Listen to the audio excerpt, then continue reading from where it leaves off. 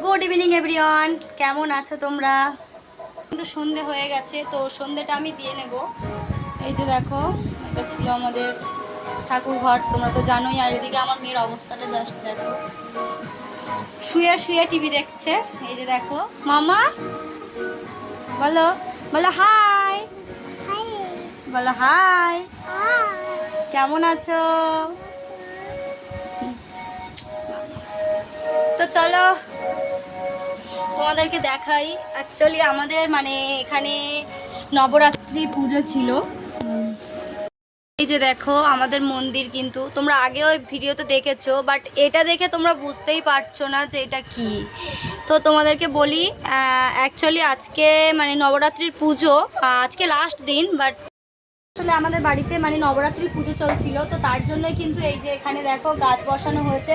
এটা ছিল জব গাছ, তোমরা অনেকে এই পুজোটা করে থাকবে আর জেনেও থাকবে। তো সেই রকম আমাদের কিন্তু পুজোটা হচ্ছিল।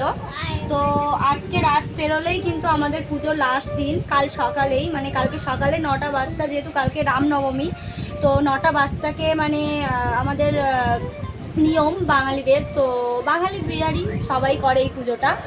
তো যারা যারা করে আর কি তারাই। তো আমরা যেটা করি সেটাই আমি তোমাদেরকে বলছি।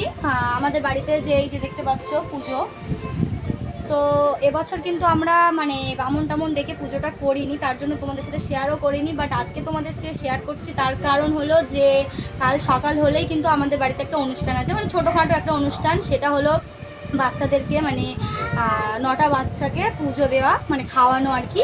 তো এই নিয়মটা আমাদের হয়, এই রিচুয়ালসটা পালন হয়। তো তার জন্য তোমাদেরকে ভিডিওটা দেখালাম। তো এখন আমি করব সন্ধ্যা আরতি, মানে কর্পূর দিয়ে আরতি যেটা করা হয় সেটা করব। তো তার জন্য কিন্তু ভিডিওটা অন করেছি। দেখতে পাচ্ছ আমি কিন্তু মন্দিরের কাছে চলে এসেছি, আর ভিডিওটা তার জন্যই অন করলাম। তো চলো, কে ফোন করছে আবার। তো চলো আমি ভিডিওটা এই পর্যন্তই শেষ করছি। আর সকালবেলা তোমাদেরকে অবশ্যই শেয়ার করব কি কি করলাম আমরা, তার জন্য কিন্তু ভিডিওটা অন করেছি আমরা। তো চলো, রাতে তো আর ভিডিও আমরা করবো না, তো তার জন্য কিন্তু গুড নাইট, বাই।